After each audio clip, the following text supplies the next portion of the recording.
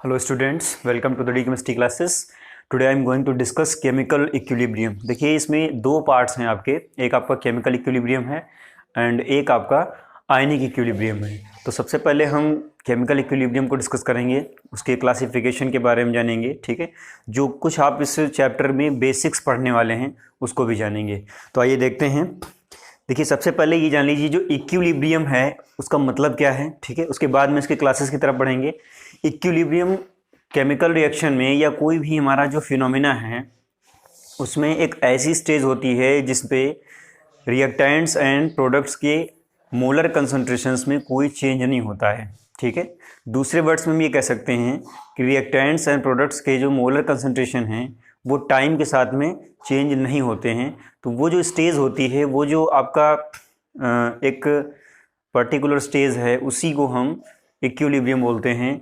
और ये आपका अगर केमिकल रिएक्शन में हो रहा है तो उसको केमिकल इक्विलिब्रियम बोलेंगे, और अगर कोई फिजिकली ये हो रहा है तो उसको हम फिजिकल इक्विलिब्रियम बोलेंगे। तो यहाँ पर सबसे पहले हमने मेंशन किया है केमिकल इक्विलिब्रियम, ठीक है। इसको डिफाइन करने के लिए लिख सकते हैं इस तरह से, the state eight which concentration of reactant and products do not change with the time. जैसा कि अभी हमने आपको बताया था कि रिएक्टेंट्स एंड प्रोडक्ट्स की कंसंट्रेशन टाइम के साथ जब चेंज होना बंद हो जाता है, ठीक है, तो उस समय वो जो स्टेज होती है रिएक्शन की, वो जो प्रोसेस होता है, वो जो स्टेज होती है प्रोसेस का, वो आपका केमिकल इक्विलिब्रियम बोला जाता है। हम बोल सकते हैं कि at chemical equilibrium the molar concentration of reactants is equal to the molar concentration of reactants, ठीक है। तो ये प्रोडक्ट और रिएक्टेंट के जो मोलर कंसंट्रेशंस हैं वो इक्वल आते हैं इक्विलिब्रियम स्टेज पे, ठीक है। ध्यान रखिएगा इसको। यहाँ पर अगर क्वेश्चन किया जाता है कि इक्विलिब्रियम पर क्या रिएक्शन स्टॉप हो जाता है, ठीक है, तो आपको आंसर ये नहीं देना है कि जी हाँ स्टॉप हो जाता है। केमिकल इक्विलिब्रियम जो स्टेज है उस पर रेट ऑफ रिएक्शन जो होते हैं, ठीक है, जो आपका फॉरवर्ड रिएक्शन बैकवर्ड रिएक्शन होता है, मेरा कहने का मतलब है ये जो इक्विलिब्रियम चैप्टर है वो पूरा रिवर्सिबल रिएक्शन पर बेस्ड है, ठीक है। रिवर्सिबल रिएक्शंस में दो आपकी रिएक्शंस होती हैं एक ही रिएक्शन में, एक होती है फॉरवर्ड रिएक्शन, एक होती है बैकवर्ड रिएक्शन, उसको भी हम आगे डिस्कस करेंगे। तो ये जो आपका डेफिनीशन है, इससे छोटे छोटे क्वेश्चन मल्टीपल चॉइसेस में आ सकते हैं, ठीक है, या वन लाइनर वाले जो आपके क्वेश्चंस होते हैं उनमें भी ये चीज़ पूछी जा सकती है। तो इस डेफिनेशन को ध्यान रखिएगा। और डेफिनेशन में आपको ध्यान क्या रखना है, एक पॉइंट ध्यान रखना है जिसमें आपको ये लर्न रखना है कि concentration of reactant is equal to the concentration of product at the same time at equilibrium. उसके बाद में जो क्लासिफिकेशन है इक्विलिब्रियम का, उसमें आपके दो हैं, physical equilibrium and chemical equilibrium.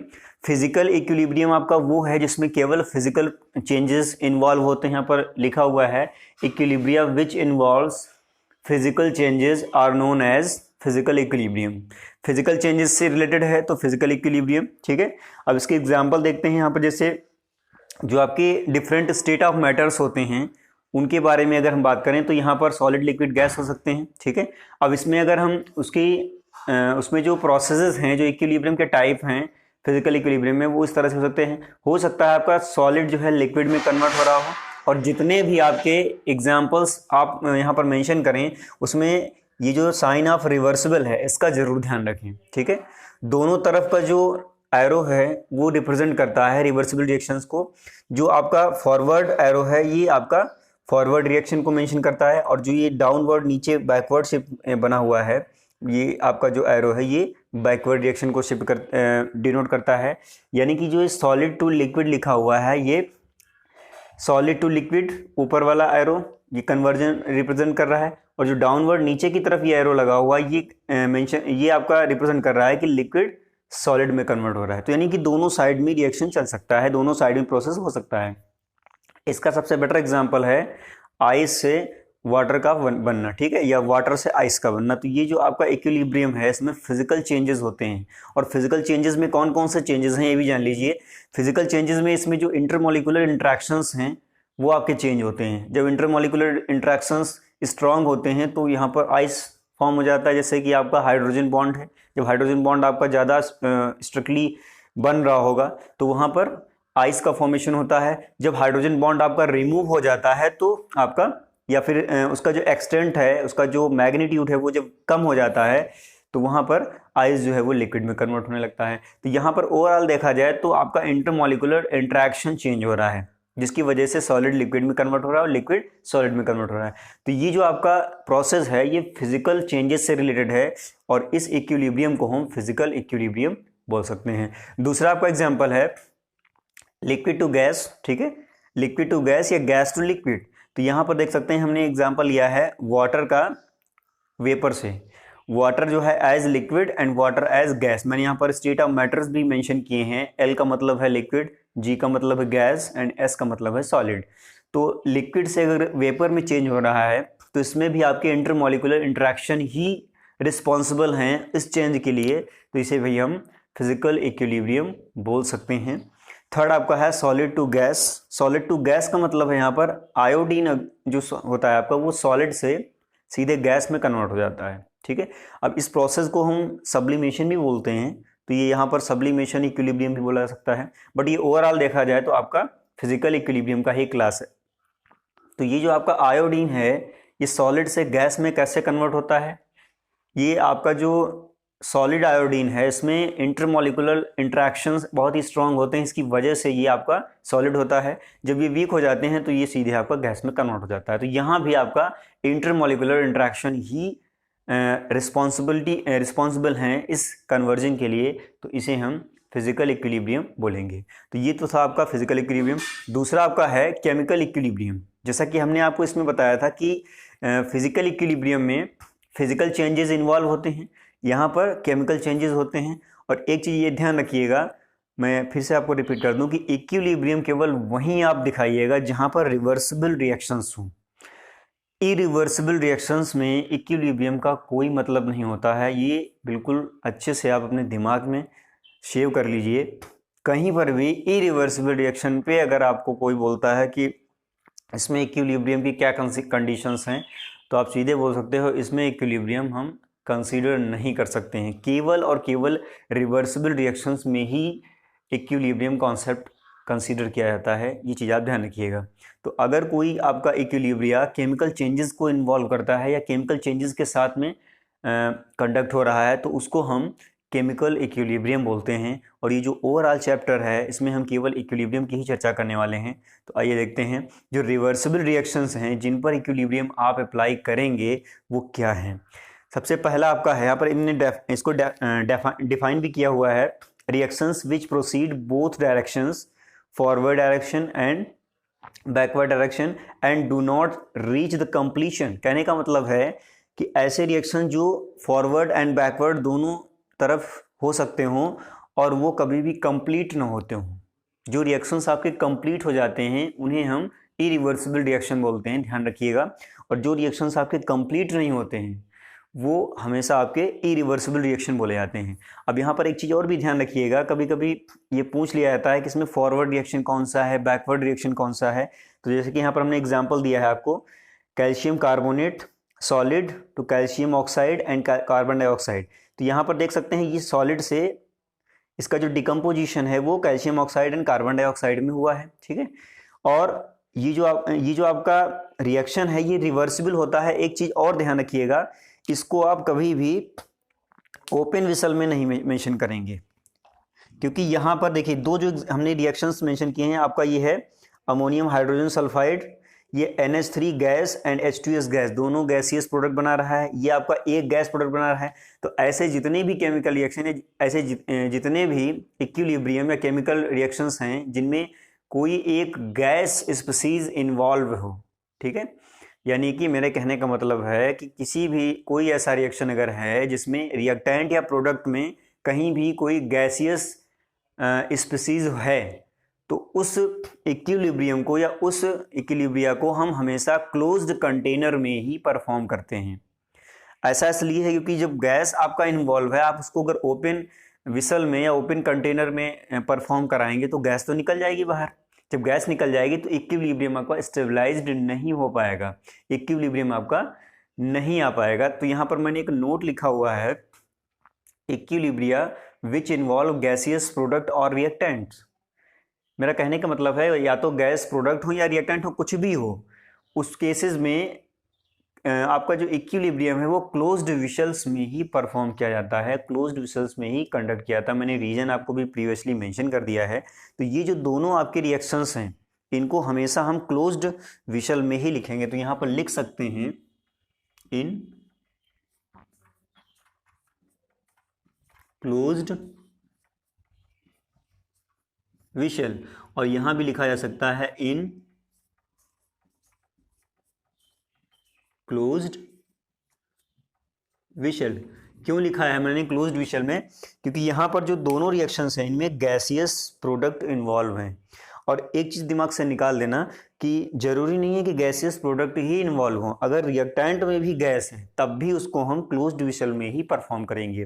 तो यहाँ पर एक कॉन्सेप्चुअल पॉइंट है, एक नंबर का एसर्शन रीजन टाइप का क्वेश्चन आपको मिल सकता है कि why gaseous equilibria is perform in the closed vessel. तो आपको रीजन देना पड़ेगा because gases products are out and mixed in the atmospheric gases, that's why the equilibria या gaseous equilibria conduct in the closed vessel। ठीक है, इसको note कर लीजिए और अभी आगे भी इसको हम फर्दर डिस्कस करने वाले हैं। तो यहाँ पर नेक्स्ट अब आपका केमिकल इक्विलिब्रियम हम डिटेल में डिस्कस करेंगे। नेक्स्ट है आपका स्टेट ऑफ इक्विलिब्रियम। ठीक है, इसमें हम ये जानेंगे कि जो आपका रिवर्सिबल रिएक्शन है उसमें रेट ऑफ रिएक्शंस जो होते हैं फॉरवर्ड रिएक्शन और बैकवर्ड रिएक्शंस के, उनमें क्या रिलेशन होता है। तो देखिए एक हम केमिकल रिएक्शन ले रहे हैं, रिवर्सिबल केमिकल रिएक्शन। इसमें ए एंड बी आपके रिएक्टेंट्स हैं और सी एंड डी आपके प्रोडक्ट्स हैं। ये जो आपका साइन ऑफ रिवर्सिबल है ये रिप्रेजेंट करता है कि ये किस टाइप का रिएक्शन है। इसमें सबसे पहले हम ये जानेंगे कि कौन सा रिएक्शन फॉरवर्ड है, कौन सा रिएक्शन बैकवर्ड है। तो मैं उस साइड में इसको मेंशन कर रहा हूँ। देखिए जैसे आपका ये ए एंड बी है, जब दोनों आपस में रिएक्ट करेंगे तो सी एंड डी फॉर्म करेंगे। तो यहाँ पर जो रिएक्शन होगा, मैं यहाँ पे नीचे ही मेंशन किए दे रहा हूँ, अगर इनको दोनों को हम सेपरेटली मेंशन करें, A plus B gives C plus D, तो यहाँ पर देखिए ये जो रिएक्शन है ये आगे की तरफ हो रहा है, फॉरवर्ड डायरेक्शन में हो रहा है। तो इस रिएक्शन को हम बोलेंगे फॉरवर्ड रिएक्शन। ठीक है, इसको हम बोलेंगे फॉरवर्ड रिएक्शन। और दूसरा एक रिएक्शन है जो कि नीचे की तरफ ये ऐसे इस तरह के एरो से मेंशन किया गया है, इसमें सी एंड डी आपके क्या है, रिएक्टेंट हैं, एंड ए एंड बी आपका प्रोडक्ट हो जाएगा। तो इसको मैं सीधा करके लिख रहा हूं, यहां पर लिख सकता हूं ये भी C plus D gives A plus B. इन दोनों को मिलाकर ये ऐसे मेंशन किया गया है। ठीक है, तो ये जो आपका रिएक्शन है ये बैकवर्ड डायरेक्शन में हो रहा है। इसका मतलब यहां पर ये जो रिएक्शन है इसको हम बोलेंगे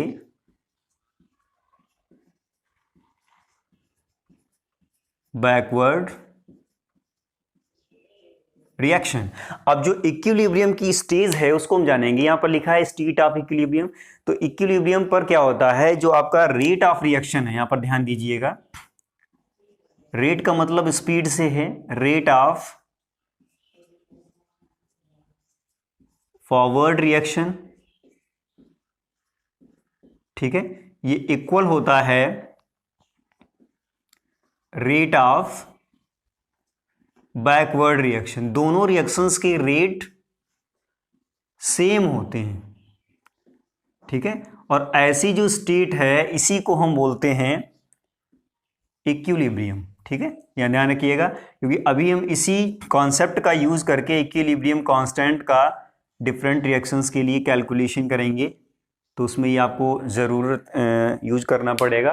तो यहाँ पर जो स्टेट है इसकी, इसमें क्या होता है, rate of forward reaction and rate of backward reaction, दोनों के रेट जो हैं दोनों की स्पीड सेम होती है।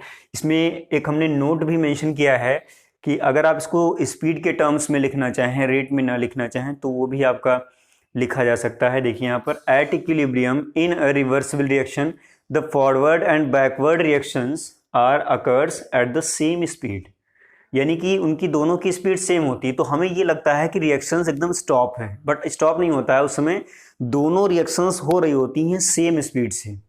ठीक है, क्योंकि यहाँ पर रिएक्शन जो इसमें कंसीडर की जा रही हैं वो कैसी हैं, रिवर्सिबल हैं। उसमें दो रिएक्शंस इंक्लूडेड हैं, एक आपकी फॉरवर्ड रिएक्शन है, एक आपकी बैकवर्ड रिएक्शन है। तो देखिए फॉरवर्ड और बैकवर्ड रिएक्शन भी आपको रिवर्सिबल रिएक्शन से निकालना आना चाहिए, तभी आप इक्विलिब्रियम कांस्टेंट का जो फॉर्मूला है वो डिराइव कर पाएंगे और उसके जो कॉन्सेप्ट्स हैं उनको भी समझ पाएंगे। अब देखिए ये जो आपका स्टेट ऑफ केमिकल इक्विलिब्रियम है इसको हम ग्राफिकली कैसे मेंशन करेंगे। देखिए मान लेते हैं जैसे ये आपके रिएक्टेंट और प्रोडक्ट जो हैं इनके बीच में जो इक्विलिब्रियम स्टेबलाइज्ड हुआ है वो कैसे हुआ है। देखिए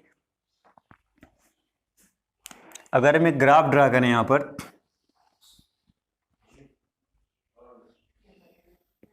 ठीक है, मान लेते हैं ये जो एक्सिस है ये टाइम के लिए है और इस एक्सिस पर अगर हम रेट दिखा दें रिएक्शन का तो थोड़ा सा यहां पर समझने वाली बात है, इसको रटिएगा नहीं। देखिए rate of forward and rate of backward, जब आपका रिएक्शन हो रहा होगा, जैसे मान लिया ये फॉरवर्ड रिएक्शन है, ठीक है, तो फॉरवर्ड रिएक्शन में जब आपका ये रिएक्शन परफॉर्म हो रहा होगा तो ये जो आपके ए एंड बी रिएक्टेंट हैं इनके मोलर कंसंट्रेशन टाइम के साथ साथ क्या होंगे, डिक्रीज होते चले जाएंगे और टाइम के साथ साथ जो सी एंड डी के मोलर कंसंट्रेशंस हैं वो इंक्रीज होते चले जाएंगे। क्यों? क्योंकि इस रिएक्शन में ए एंड बी आपका कंज्यूम हो रहा है और सी एंड डी आपके फॉर्म हो रहे हैं, बन रहे हैं। तो फॉरवर्ड रिएक्शन में ये होगा। बैकवर्ड रिएक्शन में क्या होगा, सी एंड डी के कंसंट्रेशंस या उसका कंसंट्रेशन डिक्रीज होगा और ए एंड बी का कंसंट्रेशन बढ़ेगा।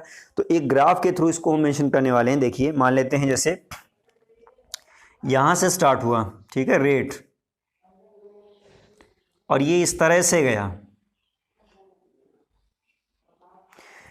और एक जो है आपका यहां से स्टार्ट हुआ,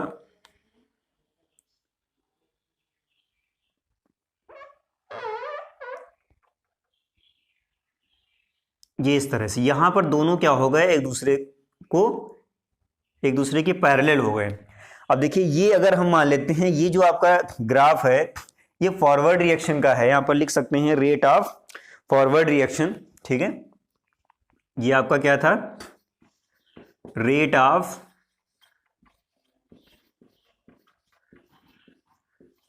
फॉरवर्ड रिएक्शन। यहां पर क्या होगा, यहां पर ए एंड बी के कंसंट्रेशन डिक्रीज होंगे, इसलिए मैंने नीचे को डाउनवर्ड बनाया है। और ये आपका क्या है, ये रेट ऑफ बैकवर्ड रिएक्शन है। बैकवर्ड रिएक्शन का रेट बढ़ जाएगा, क्यों? क्योंकि यहां पर सी एंड डी का फॉर्मेशन हो रहा है।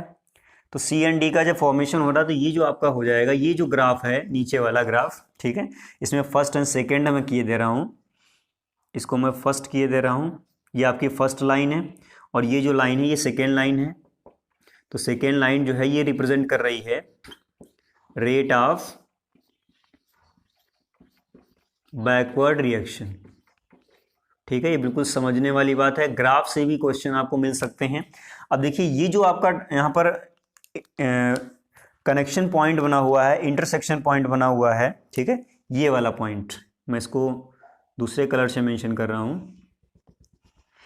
ये जो आपका टाइम होगा यहाँ पर, ये टाइम वाला है एक्सिस, यहां पर जो भी टाइम है ये ऐसी स्टेज है जहां पर रिएक्शंस में या फिर दोनों रिएक्शंस में एक इक्विलिब्रियम स्टेबलाइज्ड हुआ है। तो ये जो टाइम है आपका, इस टाइम पर दोनों रिएक्शन क्या हो रहे हैं, सेम रेट से हो रहे हैं। यहां पर क्या है, इसको मैं यहां पर लिख रहा हूं, ये क्या है, ये आपकी जो है स्टेट ऑफ केमिकल इक्विलिब्रियम है, ठीक है, केमिकल इक्विलिब्रियम, ठीक। तो ऐसे ग्राफिकल रिप्रेजेंटेशन किया जाता है स्टेट ऑफ केमिकल इक्विलिब्रियम का। अगर इसमें कोई केमिकल रिएक्शन भी हम इन्वॉल्व कर लेते हैं, जैसे यहाँ पर बहुत सारे एग्जांपल्स भी आते हैं, जैसे H2 है प्लस I2 है गिव्स HI है 2HI, तो उसमें भी आप इसको ग्राफिकली मेंशन कर सकते हैं, ठीक है। तो वहाँ पर उसमें भी आपको ग्राफिकली देखिए क्या करना होगा, ये आपको मैं बता दूं। अगर मैं कोई दूसरा एग्जांपल ले लूं, यहाँ पर सपोज कर लीजिए जैसे ये रिएक्शन है आपका H2 plus I2 gives 2HI, ये आपका रिएक्शन है। इसको अगर आप इसी रिएक्शन कोऑर्डिनेट में या फिर इसी रेट एंड टाइम के बेसिस पर अगर डिस्क्राइब करें या फिर मेंशन करें तो कुछ इस तरह से आप इसको मेंशन करेंगे, ध्यान दीजिएगा। देखिए इस रिएक्शन को अगर आप मेंशन करना चाहते हैं तो आपको दोनों तरफ बाउंड्री बनानी पड़ेगी यहाँ पर भी और यहाँ पर भी, ठीक है।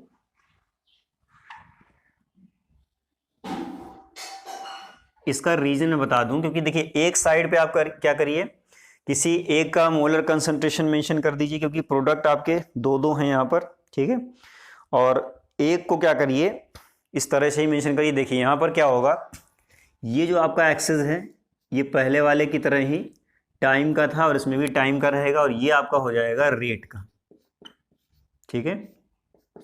अगर इसमें मोलर कंसंट्रेशन के टर्म्स में आप दिखाना चाहते हैं तो मोलर कंसंट्रेशन के टर्म्स में भी दिखा सकते हैं।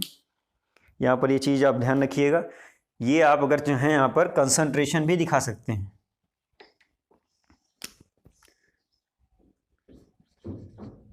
कॉन्सेंट्रेशन, ठीक है। एक पर दिखाइए कॉन्सेंट्रेशन ऑफ रिएक्टेंट और एक पर दिखाइए कॉन्सेंट्रेशन ऑफ प्रोडक्ट।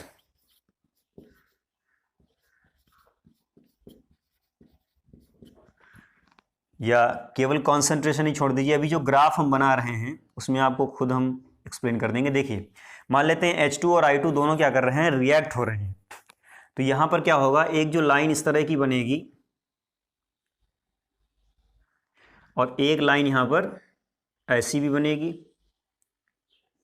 यहां पर क्या होगा, ये जो रिएक्शन है इसमें कौन सी कंसंट्रेशन बढ़ेगी। यहां पर ये जो आपका लाइन है सेकेंड लाइन, ये फर्स्ट लाइन है। फर्स्ट लाइन क्या है, फॉरवर्ड रिएक्शन के रेट को मेंशन कर रहा है, यानी कि यहां पर क्या है, rate of H2 plus I2 gives 2HI, यही तो है रेट, यही तो रिएक्शन है फॉरवर्ड रिएक्शन। और जो बैकवर्ड रिएक्शन है वो नीचे है, यहां पर हो जाएगा rate of 2HI gives H2 plus I2। यहां पर HI की कंसंट्रेशन बढ़ती चली जाएगी और यहां पर क्या होगा, H2 और I2 की कंसंट्रेशन डिक्रीज होती चली जाएगी। यहां पर लिखा जाएगा, कंसंट्रेशन को रिप्रेजेंट करने के लिए स्क्वायर ब्रैकेट का यूज किया जाता है। ये अभी आप आगे हम नेक्स्ट वीडियो में आपको law of mass action discuss करेंगे तो उसमें आपको बताएंगे। तो वहां पर यहां पर चाहें तो सीधे लिख सकते हैं concentration of H2, I2 will be decreased, ठीक है। यहां पर डिक्रीज हो जाएगी और इसकी कंसंट्रेशन क्या होगी, कॉन्सेंट्रेशन ऑफ HI का मतलब ये प्रोडक्ट है आपका hydrogen iodide, will be increased, ठीक है। नोट कर लीजिए इसको। और ग्राफिकली जो रिप्रेजेंट आपने अभी देखा है रिप्रेजेंटेशन, इसको बहुत अच्छे से लर्न रखिएगा ताकि इससे जो भी क्वेश्चंस आपको पूछे जाएं एग्जाम्स में वो आप आसानी से कर ले जाएं। और यहाँ पर जैसा कि यहाँ पर हमने आपको बताया था स्टेट ऑफ इक्विलिब्रियम, यहाँ पर भी एक स्टेट ऑफ इक्विलिब्रियम होगा जो कि यहाँ पर कहीं आएगा, ठीक है। इस टाइम पर यहाँ पर ये क्या है, ये आपका इक्विलिब्रियम है, ठीक है। तो आज के लिए इतना ही काफ़ी है, ठीक है। आगे नेक्स्ट जो आपके टॉपिक्स हैं इसी चैप्टर से, उनको हम नेक्स्ट वीडियो में डिस्कस करेंगे। तब तक के लिए इतना ही, इसको नोट कर लीजिए।